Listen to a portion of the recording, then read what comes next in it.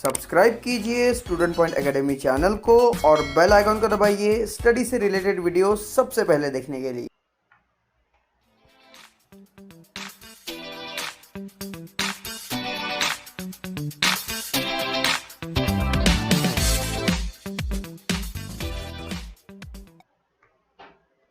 नमस्कार दोस्तों, student point academy में आप सभी का स्वागत है।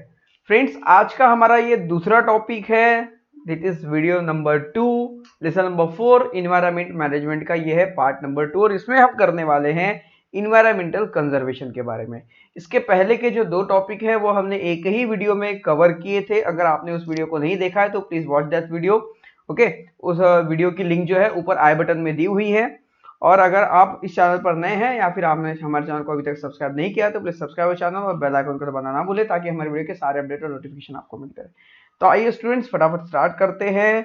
The topic is environmental conservation. मतलब इन्वायरमेंटल कंजर्वेशन मतलब हम हमारे इन्वायरमेंट को कैसे कंजर्व करें, कैसे बचाए। कंजर्वेशन करना मतलब बचाना, ओके, प्रिजर्व करना, इन्वायरमेंट को बचा के रखना, संभाल के रखना, और वही टॉपिक हम इसमें पढ़ने वाले। तो इसके लिए कुछ इस टॉपिक को स्टार्ट करने से पहले हमेशा की तरह कुछ क्वेश्चंस आपकी बुक में पूछे हैं। सबसे पहले हम क्वेश्चंस को देखेंगे, उसके बाद टॉपिक पढ़ेंगे। So which factor affect the environment and how. Environment को कौन से फैक्टर अफेक्ट करते हैं? तो स्टूडेंट्स, इन्वायरमेंट को सबसे ज्यादा अगर अफेक्ट करता है तो वह ह्यूमन एक्टिविटी। नेचुरल एक्टिविटी भी अफेक्ट करता है पर ह्यूमन एक्टिविटी भी अफेक्ट करता है। हमारी ह्यूमन एक्टिविटी क्या है? हम इंडस्ट्रियलाइजेशन कर रहे हैं, अर्बनाइजेशन कर रहे हैं, मतलब हम शहर बना रहे हैं, फैक्ट्रियां बसा रहे हैं, ओके, डिफॉरेस्टेशन, पेड़ों को काट रहे हैं। ये सारी जो हमारी ह्यूमन एक्टिविटीज, हम फॉसिल फ्यूल को जला रहे हैं, ये सारी जो ह्यूमन एक्टिविटीज है ये इन्वायरमेंट को डिग्रेड करती है, खराब करती है, इफेक्ट करती है।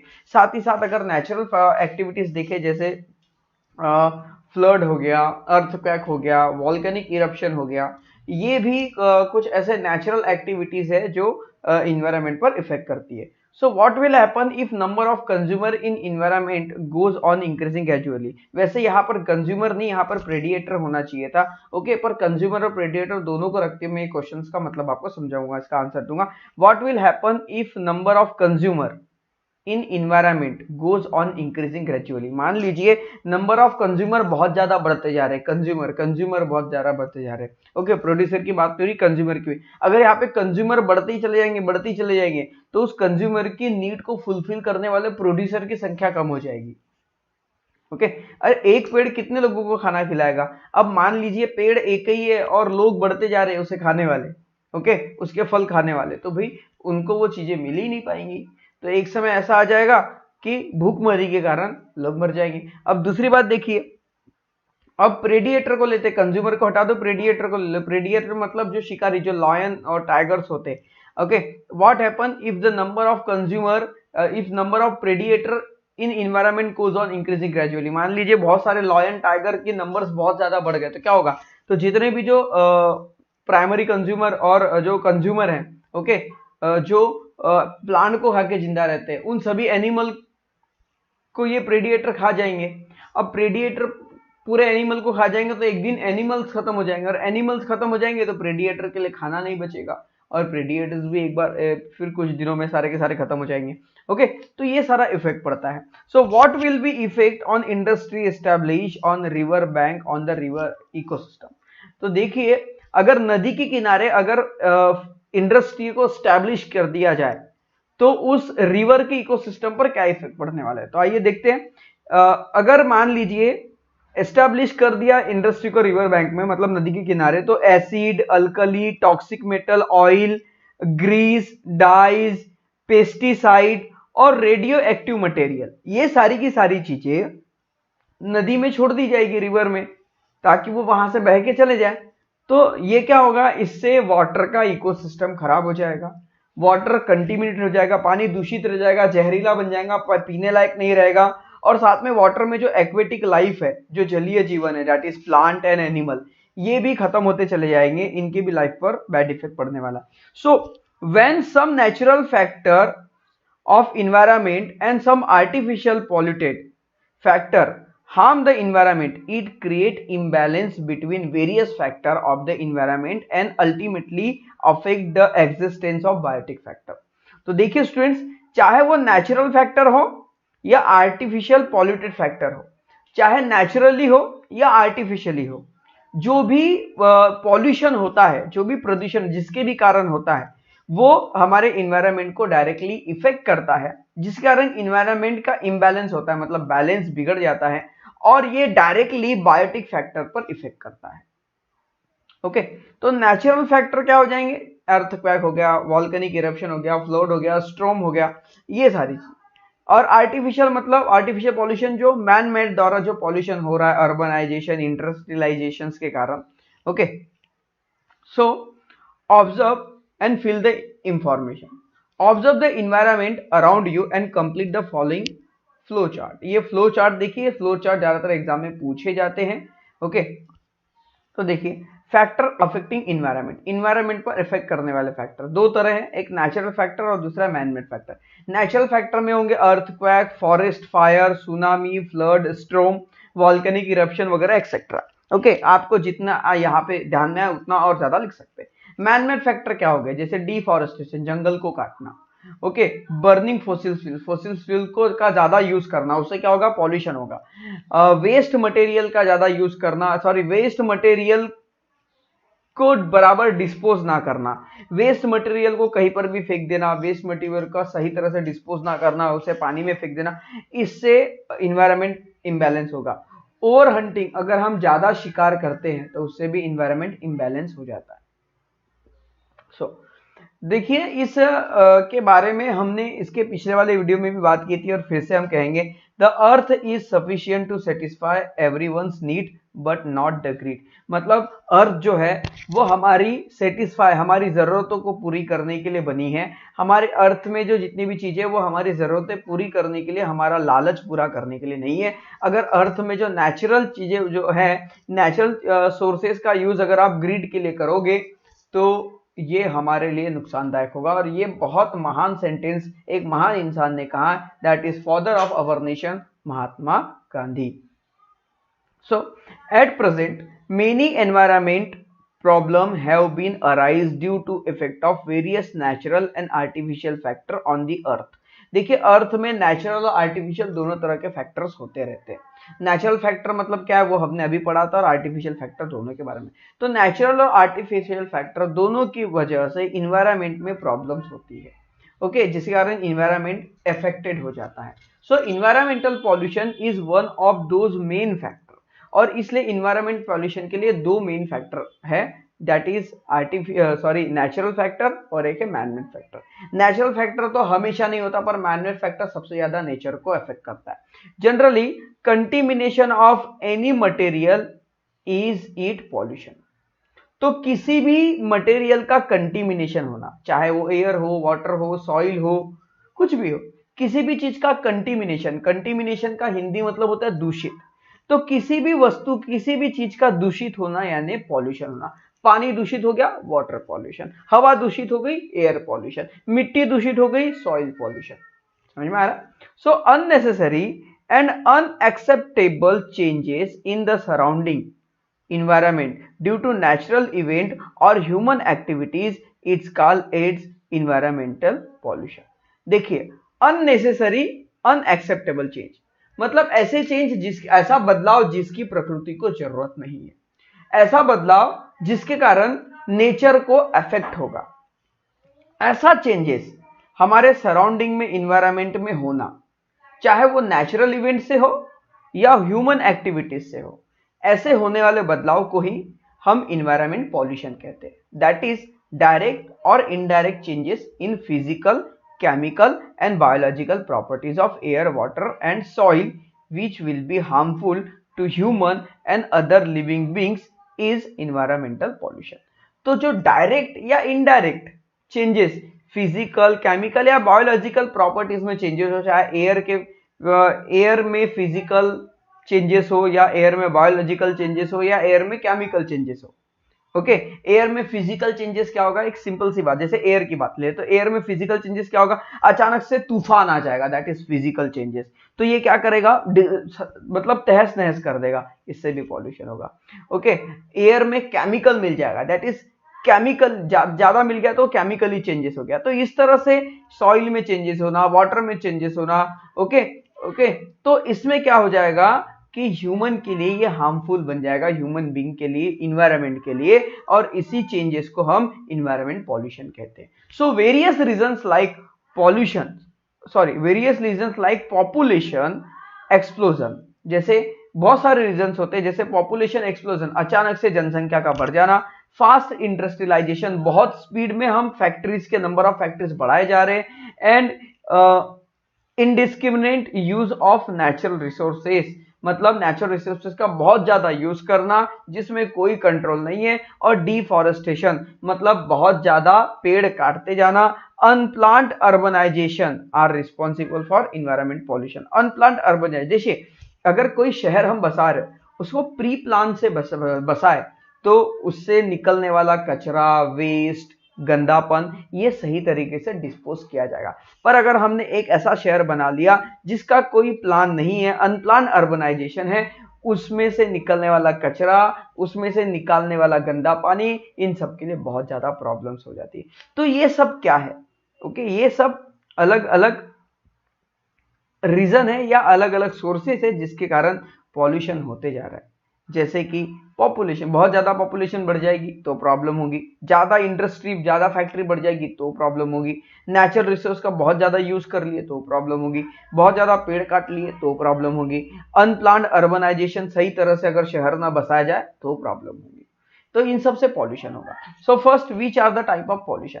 पॉल्यूशन के दो टाइप होते हैं, सॉरी अलग अलग टाइप है, air pollution, soil pollution, water pollution, है ना, ये अलग अलग सॉइल के पॉल्यूशन, अलग अलग पॉल्यूशन है, नॉइज पॉल्यूशन भी है। So what do mean by natural and artificial pollution? अब अगर हम नेचुरल और आर्टिफिशियल पॉल्यूशन की बात करें तो इसमें क्या फर्क है? नेचुरल पॉल्यूशन मतलब जैसे volcanic eruption, earthquake, flood, स्ट्रोम, tsunami, ये नेचुरल पॉल्यूशन में, जिस नेचुरल पॉल्यूशन में हो जाएगा। आर्टिफिशियल पॉल्यूशन मतलब हमने जो अपनी एक्टिविटीज कर रहे, जैसे हम घर में कपड़े धो रहे, बर्तन धो रहे, जिससे निकलने वाला गंदा पानी, मतलब घरों से निकलने वाला गंदा पानी जो सीवेजेस है, ओके, सीवेज है, ओके, वो गंदा पानी वो बराबर डिस्पोज नहीं हो रहा है। फैक्ट्री से निकलने वाला सीवेज, उसके बाद क्या बोलते हैं अपना इंडस्ट्रियलाइजेशन होना, बहुत ज्यादा फैक्ट्रीज का बसाना, ओके, गाड़ियां चलाना, फोसिल फ्यूल्स का यूज करना, फोसिल फ्यूल को बर्न करना, लकड़ियां जलाना, ये सब क्या है? ये आर्टिफिशियल पॉल्यूशन के अंदर आता है। Okay, so pollution is a broad concept.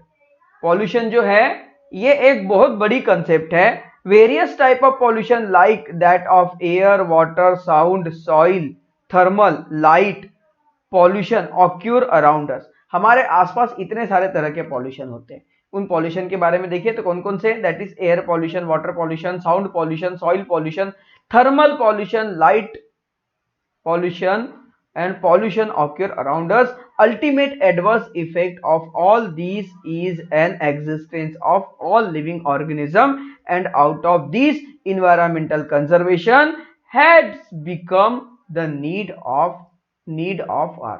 तो देखिए कि ये सब जो चीजें हैं ये सब हमारे एक्टिविटी के कारण ही हो रही है, जिसके कारण हमने हमारे इन्वायरमेंट को खराब करके रखा है। तो इन्वायरमेंट को अगर कंजर्व करना है, environmental conservation has become the need of hour, मतलब अगर हम हर दिन 1 घंटा अपने इन्वायरमेंट के लिए दे दे तो इन्वायरमेंट पॉल्यूशन कभी होगा ही नहीं। 1 घंटा अपने अर्थ को क्लीन करने में लगा दे। अब इस दुनिया में अरबों करोड़ों लोग हैं और ये सब लोग अगर मिलकर एक टाइम डिसाइड कर ले और उस डिसाइड टाइम में वो सिर्फ अपने इन्वायरमेंट के लिए दे, या फिर उस टाइम में वो अपने परिसर को, अपने एरिया को क्लीन करेंगे, उस टाइम में वो प्लांटेशन करेंगे, ओके, तो ये सब अगर एक्टिविटीज 1 घंटे की अगर हर कोई अपने नेचर के लिए करेगा तो पॉल्यूशन मान लीजिए निग्लिजिबल हो सकता है। So complete the chart water pollution and soil pollution in detail in earlier class based on that complete the following chart. हमने सॉइल पॉल्यूशन, एयर पॉल्यूशन और वाटर पॉल्यूशन के लिए पिछले 1 साल पढ़ा था, उसी के बेस पर ये चार्ट हमें कंप्लीट करना है। तो देखिए स्टूडेंट्स, हमने अभी पढ़ा जो टॉपिक है इन्वायरमेंटल कंजर्वेशन। इन्वायरमेंटल को कंजर्व करने के लिए हमें 1 घंटे की जरूरत है, इस बात को ध्यान में रखिए और कोशिश कीजिए कि हम ये कर सके। सो एयर पॉल्यूशन के बारे में पढ़ेंगे। एयर पॉल्यूशन के कंपोनेंट क्या है? देखिए, carbon dioxide, CO carbon monoxide, hydrocarbons, sulphur, okay, साथ ही नाइट्रोजन ऑक्साइड, ओके, उसके बाद हाइड्रोजन सल्फाइड एक्सेट्रा। ये सब क्या, ये कंपोनेंट है, ये सब गैसेस है जो अगर हवा में ज्यादा मिल जाए तो हवा दूषित हो जाए। सॉलिड जैसे डस्ट है, ऐश है, कार्बन, लीड और एबेस्टॉस, तो ये सारी चीजें अगर एयर में मिलती हैं तो वो एयर को पॉल्यूट करती है, हवा को दूषित करने के कंपोनेंट है। अब इनके सोर्स क्या है, ये आएंगे कहां से, ये सारी चीजें हवा में मिलेंगी कैसे? तो बर्निंग ऑफ फॉसिल फ्यूल, अगर हम फॉसिल फ्यूल जलाते हैं तो ये सारी गैसेस एयर में आ जाएगी। Smoke release from the industrial, मतलब फैक्ट्री से निकलने वाला धुआं, उससे भी हवा दूषित होगी। वॉल्केनिक इरप्शन और फॉरेस्ट फायर से भी हवा दूषित हो जाएगी, कंटेमिनेट हो जाएगी। इफेक्ट क्या हो गए इसके? Hazards, health hazards in human, मतलब ह्यूमन की जो हेल्थ है वो खराब होगी। Particulate matter accumulated in body tissues of animal, मतलब क्या होगा कि हवा में जो छोटे छोटे पार्टिकल्स होते हैं ना, धूल मिट्टी के कारण, जब वो ऑक्सीजन से जब हम उसे बॉडी के अंदर लेते तो वो हमारे बॉडी के अंदर स्टक हो जाते हैं। मान लीजिए लंग्स के अंदर आके फंस जाते हैं, और लंग्स के अंदर अगर डस्ट आ गई तो वो हमारे लंग्स को खराब करता है। Sustained growth of plant, plant की ग्रोथ को, अगर एयर पॉल्यूशन है तो प्लांट की ग्रोथ में फर्क पड़ेगा, प्लांट की ग्रोथ को कमजोर कर देगा। Acid rain, ozone layer deflection, तो क्या होगा, अगर ज्यादा एसिड एयर में मिल जाए तो हो जाएगी एसिड रेन, एसिड रेन होगी। या फिर ओजोन लेयर डिप्लेक्शन, मतलब हमारे अर्थ के आसपास, ये हमारी अर्थ है तो हमारे अर्थ के आसपास एटमॉस्फेयर में एक लेयर बनी है ओजोन लेयर, इसमें डिप्लेक्शन होना मतलब इसमें छेद होना। अगर इसमें छेद होगा तो सन रेज डायरेक्ट अर्थ में आएगी और ये इसके साथ अल्ट्रा वायलेट यूवी रेज लेके आएगी, और ये यूवी रेज अगर हमारे बॉडी पर पड़ती है तो हमें स्किन कैंसर हो जाएगा। सो कंट्रोल मेजर, कैसे एयर पॉल्यूशन को कंट्रोल करें? हमें एलपीजी गैस का यूज घर में करना चाहिए, गाड़ियों के लिए सीएनजी का यूज करें, और अगर कहीं ट्रैवल करना है तो पब्लिक ट्रांसपोर्ट का यूज करें।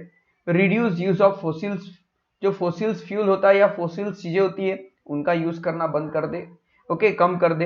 Planting more tissues and awareness, sorry, planting more trees, ज्यादा से ज्यादा पेड़ लगाए, और पब्लिक अवेयरनेस बहुत जरूरी है। अब हम बात करेंगे वाटर पॉल्यूशन के बारे में। तो वाटर पॉल्यूशन के लिए कंपोनेंट, मतलब वाटर पॉल्यूशन कौन करता है? तो waste industrial and domestic, waste industrial and domestic, मतलब इंडस्ट्री से निकलने वाला वेस्ट और घरों से निकलने वाला वेस्ट अगर पानी में मिल जाए तो वाटर पॉल्यूशन हो जाएगा। केमिकल अगर इंडस्ट्री से निकलते हैं और वो अगर पानी में मिल जाए तो वाटर पॉल्यूशन हो जाएगा। Chemical discharge from industries and agriculture waste, मतलब एग्रीकल्चर वेस्ट जो होता है, एग्रीकल्चर वेस्ट मतलब कौन सा, एग्रीकल्चर में हम केमिकल का यूज करते हैं, वो केमिकल अगर वाटर में मिल जाता है तो पानी दूषित होगा। ओके, तो इंडस्ट्रियल वेस्ट, अब इसके सोर्स क्या है, किस किस चीज से वाटर जो है वो पॉल्यूटेड होता है? तो इंडस्ट्रियल वेस्ट मतलब इंडस्ट्री से निकलने वाला वेस्ट, घरों से निकलने वाला waste, sewages, chemicals discharge from industrial pesticide and use in agriculture. उसके बाद इफेक्ट, ओके, इफेक्ट क्या है, इसके इफेक्ट कौन कौन से हैं, क्या इफेक्ट पड़ेंगे? सो वाटर बोर्न डिसीजेस, मतलब पानी के कारण, ओके, पानी की वजह से होने वाली बीमारियां, डायरिया, हैजा, ये सब अलग अलग है बीमारियां, ऐसे हैं डिसीज ऐसे हैं जो पानी के वजह से होती है, पानी, गंदे पानी की वजह से होती है।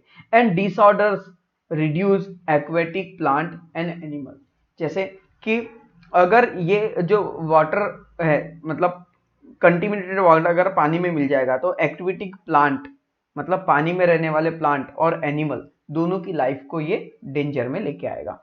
उसके बाद इसके लिए क्या ट्रीटमेंट है, ओके, क्या कंट्रोल मेजर है वो देखेंगे। तो सीवेज ट्रीटमेंट प्लांट, ओके। अब यहां पर क्या करेंगे, जो सीवेजेस जो आते हैं, मतलब फैक्ट्री से निकलने वाला जो गंदा पानी आता है उसे पानी में मिलने से पहले, वाटर सोर्स में मिलने से पहले उसे ट्रीटमेंट करना चाहिए। तो उसे ट्रीट करने का प्लांट बनाना चाहिए, मतलब ऐसी कुछ इंडस्ट्री या कुछ ऐसी चीजें बनाना चाहिए जो सीवेज को, मतलब गंदे पानी को साफ करे, उसके बाद ही उसे वाटर सोर्स में छोड़ा जाए। ट्रीट वाटर बिफोर डिस्चार्ज, पानी को फैक्ट्री से बाहर छोड़ने से पहले वाटर को ट्रीट करना चाहिए। रीयूज ट्रीटेड वाटर, अगर पानी साफ हो गया है, गंदा पानी अगर ट्रीट कर दिया गया तो उसे फिर से यूज करना सीखिए। ऑर्गेनिक फार्मिंग का ज्यादा यूज करिए। केमिकल का यूज करना बंद करना होगा और सोशल अवेयरनेस हमें ज्यादा जरूरी है। उसके बाद अब आइए सॉइल पॉल्यूशन के बारे में बात करते हैं। सॉइल पॉल्यूशन के कंपोनेंट क्या है? Rain of chemical remains of chemical fertiliser, non biodegradable waste. तो देखिए, केमिकल फर्टिलाइजर का ज्यादा यूज करना या फिर केमिकल फर्टिलाइजर अगर सॉइल में मिल जाए तो सॉइल पॉल्यूशन होगा। बायोडिग्रेडेबल वेस्ट का अगर हम ज्यादा अगर यूज ना करें, नॉन बायोडिग्रेडेबल वेस्ट, ऐसे वेस्ट जो डिग्रेड नहीं होते, जैसे प्लास्टिक का यूज करना, थर्माकोल का यूज करना, ये डिग्रेड नहीं होते। ओके, ये जमीन में अगर इन्हें गड़ा दो तो ये सड़ते नहीं है। ओके, तो ऐसा अगर यूज करेंगे तो वो वाटर सॉइल को बैरन कर देगा, मतलब बंजर जमीन बना देगा। इसके सोर्स क्या है? एग्रीकल्चर के कारण सॉइल पॉल्यूशन होता है, क्योंकि एग्रीकल्चर में हम केमिकल फर्टिलाइजर का यूज ज्यादा करते हैं। इंडस्ट्रियल से भी निकलने वाला जो गंदा पानी है वो मिट्टी में मिल जाता है, उससे भी सॉइल पॉल्यूशन होता है। और plastic waste, so industrial waste, agriculture waste, industrial waste और प्लास्टिक वेस्ट, ये सोर्स है सॉइल पॉल्यूशन के। सॉइल इरोजन, अब ये क्या है भाई? ये है इफेक्ट। इससे इफेक्ट क्या होगा? सॉइल इरोजन, मिट्टी का झीज होना। ओके, ये एक इफेक्ट है। उसके बाद रिलेटेड, अब सॉइल इरोजन की बात होगी तो यहाँ पे सॉइल पॉल्यूशन के लिए हम क्या स्ट्रोम लगा देंगे, फ्लड, स्ट्रोम।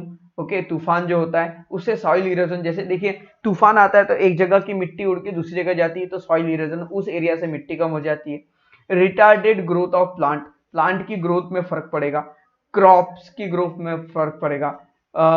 न्यूट्रिशनल डिफिशियंसी एक्सेट्रा, मतलब जो मिट्टी में जो न्यूट्रिशंस रहेंगे उनकी कमी आ जाएगी, तो वो प्लांट को बराबर नहीं मिल पाएगी, तो प्लांट उससे खराब हो जाएंगे या फिर प्लांट की ग्रोथ वो रुक जाएगी।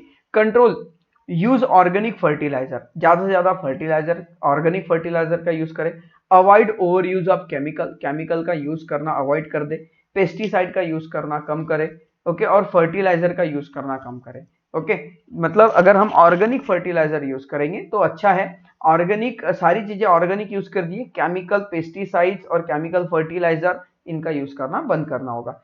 Treatment in industrial influence before it discharge, जो भी फैक्ट्री से निकलने वाली जो भी गंदी चीजें जिसे हम फेंक रहे हैं, चाहे वो सॉलिड हो या लिक्विड पार्टिकल्स हो, जिसे भी हम बाहर छोड़ रहे फैक्ट्री के, उसे बाहर छोड़ने से पहले ट्रीट करना बहुत जरूरी है, ताकि वो सॉइल या मिट्टी में जाने के बाद वो उसे कंटेमिनेट ना करे। So students, do you know radio active pollution? क्या पता है आपको रेडियो एक्टिव पॉल्यूशन क्या होता है? Radioactive pollution can occur due to two reasons, as a natural and artificial. Radioactive pollution दो रीजन से होता है, एक है नेचुरल रीजन और एक आर्टिफिशियल। ओके, अब नेचुरल क्या है, आर्टिफिशियल क्या है? Ultraviolet and IR, okay, UV and IR radiations are natural radiations, where X-ray radiations from atomic energy plant, क्योंकि एक्सरे रेडिएशंस ये मैन मेड है, ओके, आर आर्टिफिशियल रेडिएशंस, और ultraviolet और IR रेडिएशन जो है वो नेचुरल है। Chernobyl, Windscale and 3 Mile Island mishap are the major mishap of world till present, मतलब दुनिया में जितने भी जो मिसहैप हुए हैं, जो भी इवेंट हुए हैं, ऐसी घटनाएं हुई है जिसके कारण बहुत सारा रेडियो एक्टिव पॉल्यूशन हुआ है, उसमें चेर्नोबिल, विंड स्केल और 3 Mile आइसलैंड, ये तीनों का नाम सबसे ऊपर आता है, क्योंकि इनके कारण बहुत बड़ा रेडियो एक्टिव पॉल्यूशन हुआ था, जिसके कारण thousand of people have been affected from long term due to this accident. इस एक्सीडेंट के कारण हजारों लोग लंबे समय के लिए अफेक्टेड हुए थे। ऐसे जो डिसऑर्डर्स होते हैं उसके कारण, या फिर ऐसे जो पॉल्यूशन होता है रेडियो एक्टिव पॉल्यूशन के कारण, कुछ इस तरह की बीमारियां हो जाती है जो हमारे जीन्स के अंदर आ जाती है, दैट इज जेनेटिक डिसऑर्डर। मतलब ऐसी बीमारियां हो जाती है कि उनसे, मतलब मान लीजिए रेडियो एक्टिव से मेरे जीन्स में अगर बदलाव हुए तो मुझे कोई फर्क नहीं पड़ने वाला, मेरी लाइफ बराबर चलेगी, पर हमसे जो बेबीज तैयार होंगे, जो बच्चे आएंगे, वो बच्चों में जेनेटिकली प्रॉब्लम होंगी और वो जेनेटिकली डिसऑर्डर हो जाएंगे और जेनेटिकली प्रॉब्लम आ जाएगा उनमें। ओके, जैसे डाउन सिंड्रोम, ओके, या फिर कुछ बच्चे हैंडीकैप हो जाएंगे। इस तरह से बहुत सारी प्रॉब्लम्स होती है रेडियो एक्टिव पॉल्यूशन के कारण। Some of these effect radiations are as follows, जैसे cancer ulceration occur due to higher radiation of X-ray. X-ray का अगर बहुत ज्यादा रेडिएशन होगा तो कैंसर हो जाता है बॉडी में। Tissues in the body are destroy, body के जो टिश्यू है वो खत्म होना शुरू हो जाते हैं। जेनेटिक चेंजेस ऑक्यूर, बॉडी में जेनेटिकली चेंजेस होना शुरू हो जाते हैं। विजन्स इज एडवर्सली अफेक्टेड, मतलब आंखों में दिखना कम हो जाता है। सो स्टूडेंट्स, ये जो सारी हमने चीजें देखी है ये सब होता है नेचर को डिस्टर्ब करने से, नेचर को डिग्रेड करने से, नेचर को पॉल्यूटेड करने से। और इन सब चीजों से अगर हमें बचना है तो इसके लिए बहुत ज्यादा जरूरी है कि हम नेचर के प्रति अपना प्यार दिखाएं, अपनी समझदारी दिखाएं और हम नेचर को बचाएं। क्योंकि जब हम नेचर को बचाएंगे तो इनडायरेक्टली हम खुद की लाइफ को बचा रहे। अगर हम नेचर को हेल्दी कर रहे हैं, इनडायरेक्टली हम खुद की लाइफ को हेल्दी कर रहे हैं। तो आप एटलीस्ट खुद के लिए तो कुछ ना कुछ कर सकते हैं, खुद के लिए नेचर को हेल्दी बनाइए। ओके, अगर आप सेल्फिश है तो खुद के बारे में सोचिए और खुद की हेल्थ को ध्यान में रखते हुए नेचर को सुधारिए। और अगर आप नेचर से प्यार करते हैं मेरे जैसे, तो भाई नेचर को दूषित होने से रोके। और अभी दिवाली आ रही है तो फटाके कम से कम जलाए ताकि हमारा नेचर जो है वो डिस्टर्ब ना हो, हमारा नेचर का बैलेंस डिस्टर्ब ना हो। क्योंकि आपको पता है हम तो इधर रहते हैं पर दिल्ली की क्या हालत है दिवाली के समय में, वो पूरी दुनिया जानती है कि किस तरह का पॉल्यूशन होता है। तो ये पॉल्यूशन हर जगह होता है पर छोटे शहर और छोटे गांव के कारण वो दिखाई नहीं देता, बड़े मेट्रो सिटीज में दिखाई देता है क्योंकि वहाँ पे पॉल्यूशन बहुत ज़्यादा होता है, पॉपुलेशन बहुत ज़्यादा होता है, लोग बहुत ज़्यादा होते हैं। ओके, इसलिए दिखाई देता है। पर इक्वली ये सभी जगह एक जैसा होता है और हम नहीं चाहते कि इस तरह का पॉल्यूशन हो और हमारी अर्थ खराब हो, हमारा इन्वायरमेंट खराब हो, हमारा इकोसिस्टम डिस्टर्ब हो जाए। तो ये सब हमारी ही जिम्मेदारी है। और इसलिए हमारा जो नेक्स्ट टॉपिक है वो है need of environment conservation, environment को कंजर्व करने की क्यों जरूरत है, और वो टॉपिक हम नेक्स्ट पार्ट में पढ़ेंगे। तो आई होप दैट ये वीडियो आपको पसंद आया होगा और इस वीडियो में जितनी इंफॉर्मेशन आपको दी है वो सारी की सारी आपको समझ में आ गई होगी। तो अगर वीडियो अच्छा लगा है तो वीडियो को लाइक कर दीजिए, चैनल को सब्सक्राइब कर दीजिए, हमारे साथ बने रहिए और देखते रहिए स्टूडेंट पॉइंट एकेडमी। तो मिलते हैं फ्रेंड्स नेक्स्ट वीडियो में, तब तक के लिए बाय बाय।